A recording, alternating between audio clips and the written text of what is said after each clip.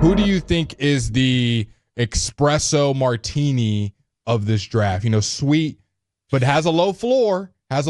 Brian, but that ceiling, if done right. Let me ask you this. Let me ask you this question before you get into your question. Okay, let's flip it. You guys, we had a discussion about this earlier. Do you want a player at 12 that has?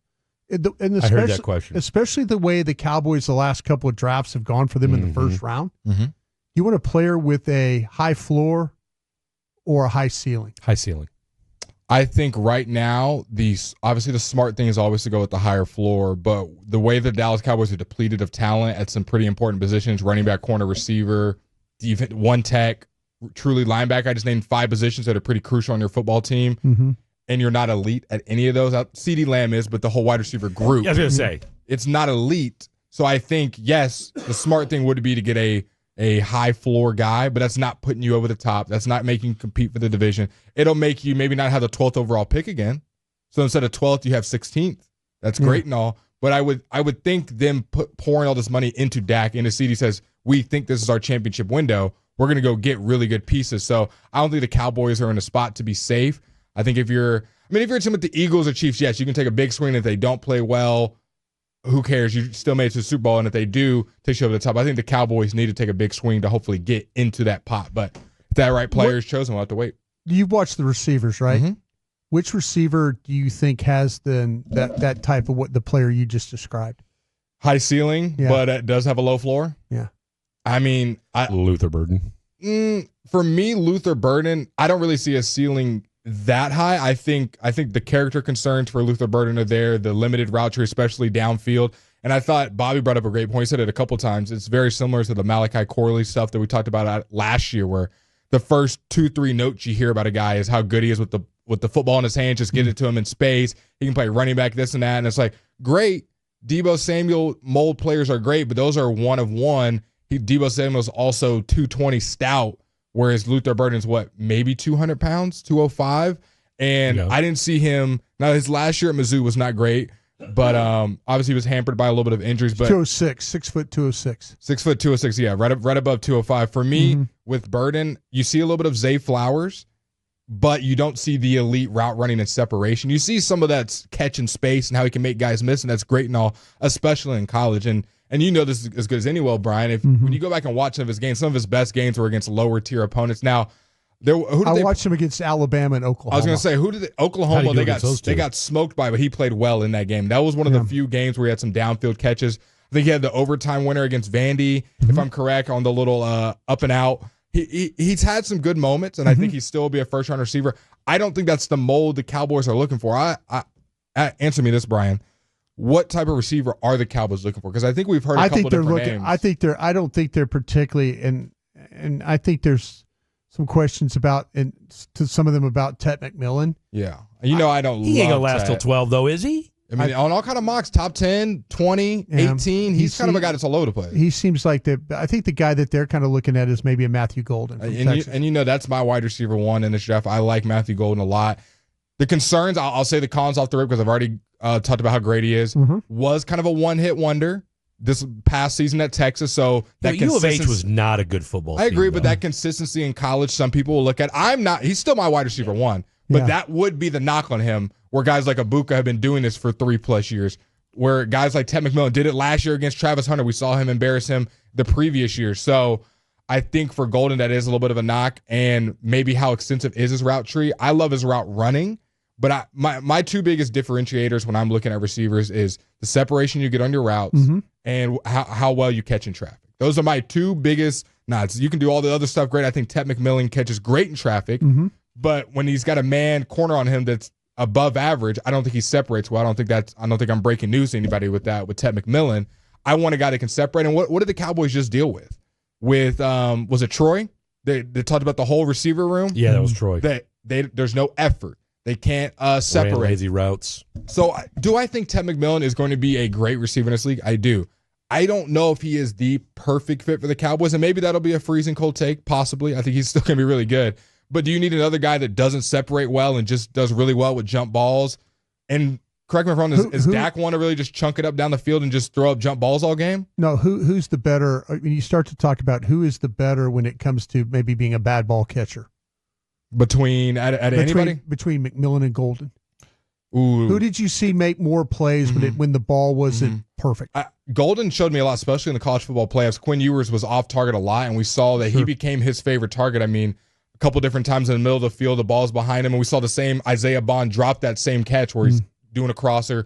Quinn, when he was on his time, he was great. But there was a lot of times Quinn Ewers was behind on his timing, making throws behind receivers. We saw it in the Georgia game where he throws the pick where the DB's just sitting there in cover two, and he throws it right to him. Yeah. And the Oklahoma game, he overthrew that in the middle of the Oklahoma game, the whole first half was bad. I watched that one live. That was bad. Yeah. So I think Matthew Golden had to deal with a lot of errant passes, and I think he did a good job combating that. But Ted McMillan, Fifi, or what was the quarterback's name in Arizona? Fifi? He's a freshman quarterback. The amount of times he threw the ball off target on those comeback routes, he's throwing it 10 feet over his head. He's trying to run a go ball, and there's 3 guys there by the time the ball arrives. So I think both did a good job. I think both in different ways. I think Ted, guys around me, I'm on the sideline. I'm making sideline catches and these difficult catches in traffic. With Matthew Golden, it was just finding good space, and there was an errant throw and him still coming down with it. Both guys, I don't love the yak. I like Golden's a little bit better, but Tet for me feels like he has to be schemed open. He's not just going to run a route and just get himself open. And I don't know if that's what the Cowboys need. Do they need a guy that's scheme reliant? I think I want to be careful with my words. I'm not saying Tet can't get open, but just in comparison to Ibuka and Golden, I'm not seeing the separation. I guess my question would be, based on this offense, is, do you need, is it paramount that you grab a wide receiver at 12? And one thing that I think it was our guy Jess Haney we were talking to yesterday, feels that, with running backs, and you've talked about this, I mean, you could probably find good depth at running back in the 4th, 5th round, whereas with the wide receivers, when do you think the depth falls off? And you're talking about guys that can be impact/depth pieces versus, okay, you're probably looking at a practice squad guy. Because what are we doing? We're trying to get a wide receiver too.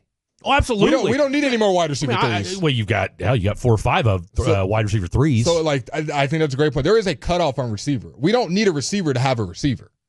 No. You need a wide receiver too, and I think you need somebody to take the top off the defense. I mean, that's my thing. Look, you thought it would be Jalen Tolbert, but I mean, he's just not. Brian, when you look at the Cowboys receiver room, what archetype are they missing? I think they're missing a big body guy. Is who they're missing. I think they're missing somebody that can run inside routes. Does that take Golden out then? As much as I love him, no. You think he's still? No, he could do that. He could do that.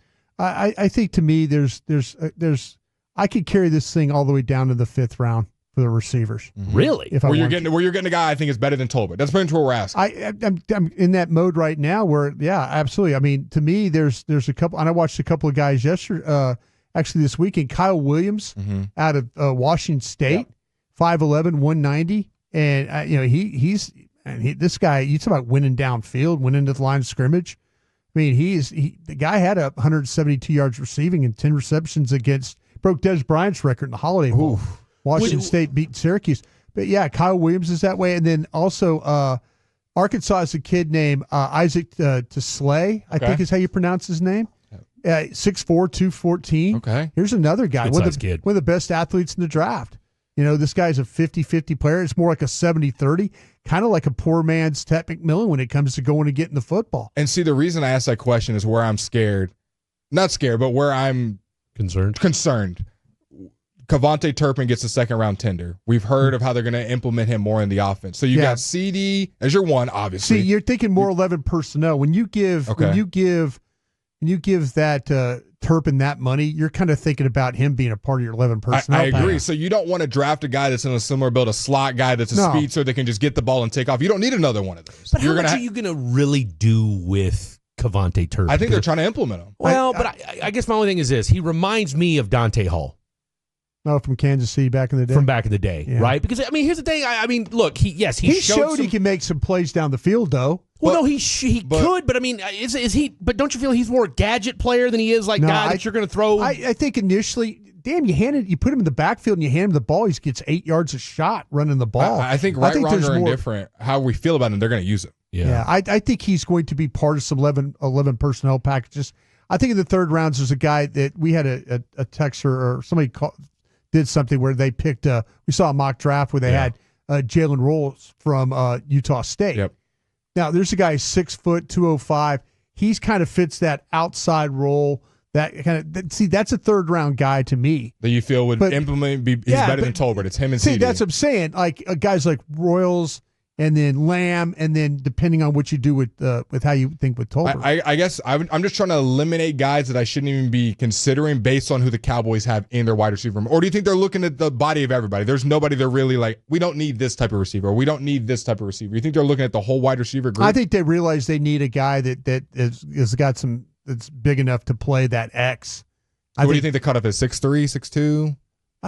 If you had to guess, I know obviously we're all just speculating. I can say Will McClay is always going to like bigger players, but to me, like I say, but isn't that Mingo? I mean, I know that's what I'm saying. That's your fourth round pick. But no, that's what they're going to tell you. Yeah, that's what they're going to tell you. That's their big body, right? So would you be surprised if they didn't take a receiver?